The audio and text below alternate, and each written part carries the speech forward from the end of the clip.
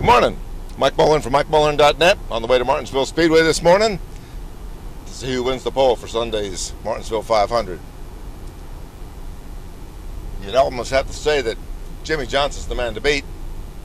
3 for 5 this season. Runs Martinsville like a charm. In fact, if I was picking 3 guys to look at, Denny Hamlin, Jeff Gordon, Jimmie Johnson. 1, 2, 3, 3, 2, 1, 1, 3, 2. Those are the 3 the betting men are going to be looking at. Me? I'm a contrarian. Been listening to the Wall Street Journal and Bloomberg Radio and CNBC and checking out the news on Wall Street, trying to figure out what's going on in the business world. So I'm going to be a contrarian today. I'm thinking Dale Earnhardt Jr. Okay, maybe it's a long shot. But look at it this way. His luck's bound to turn. Jimmie Johnson's luck is bound to turn. It's a Hendrick track. Rick Hendrick's guys have dominated here for a long time. And Junior's driving a Hendrick car. And who won Phoenix last year? Mark Martin. And Mark Martin and Dale Earnhardt are working out of the same shop now. They both have the same equipment. And I think that's going to be key. Maybe not here. Maybe Phoenix. Maybe Texas. I liked what I saw up at Bristol. Aside from that little rant over speeding on pit road. You got to babysit Junior. You got to talk to him.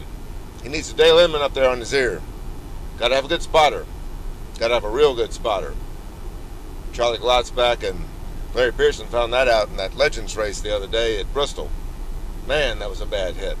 Hope Charlie's okay. Hope Larry's okay. They should have been in cars for tomorrow. Safe cars.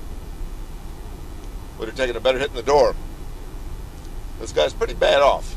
Still hospitalized. Hope they get better.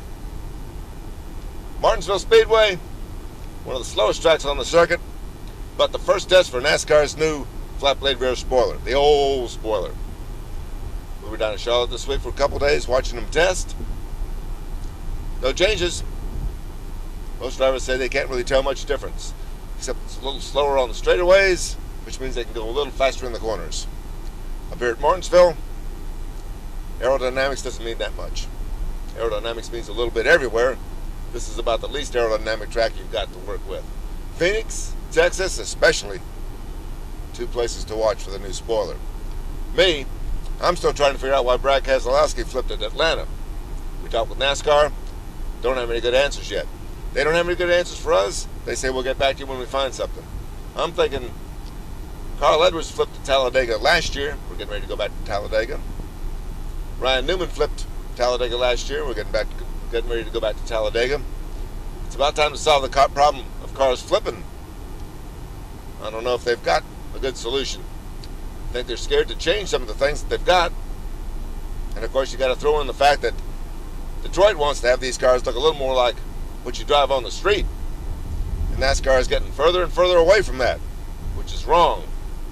NASCAR needs to reassess a lot of things about aerodynamics. They've been working their tails off.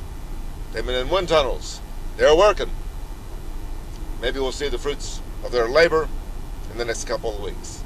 I hope so. Right now it's Martinsville Speedway qualifying.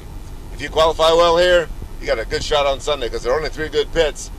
If you're on the pole, you got a leg up on everybody. Picking the pole, I'm thinking Jeff Gordon. Jeff Gordon and Denny Hamlin. That's my 1-2 pick for qualifying Friday at Martinsville. We'll see how that works out.